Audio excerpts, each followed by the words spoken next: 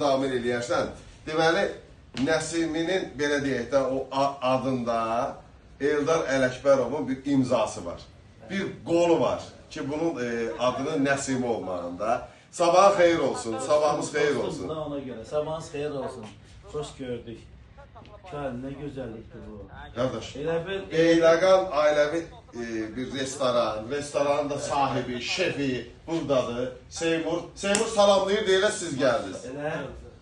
Elə inanırsan elə bildim kənddəyəm, ata yurdumdan getmişəm. Elə də bilirəm. Elə sizin ata yurdunuzda olmuşam da mən, evinizdə olmuşam. Sən buna bənzər kutunar.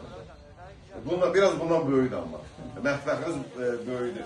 Nə pişirirsən ay Seymur? Bu günləri öz yerli heyvanımızın dalan zanətindən çoban qovurması hazırlayacağım bir dənə gözəl çoban qovurması. Sonra bir dənə də kənd çorbasından tərəvəzli bir dənə tabak hazırlayacağım.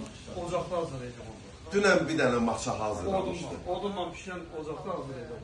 İnşallah sizin iş yeri hardadır? Biləcəkdə yəqin. Daşyanov qəsəbəsindədir. Gedərik, bərabər həmin restorana gedərik. Çünki bir çox sənət nümayəndələri. Getməyinə barabar gedər, amma qonaqlıq olmayacaq. Yox, qonaqlıq məndədir. Amma qonaqlıq versən pis olmaz. Yox, mən qonaqlıq verəcəm. Valla, mən qonaqlıq. Bu can əti deyəndə, yəni bu harasıdır bunun bu?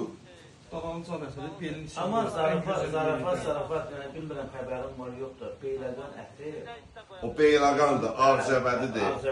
Ağzəbədidir, Bərdədir. Gədəbəydir. Yox, Gədəbəy dağlıqdır. O da var.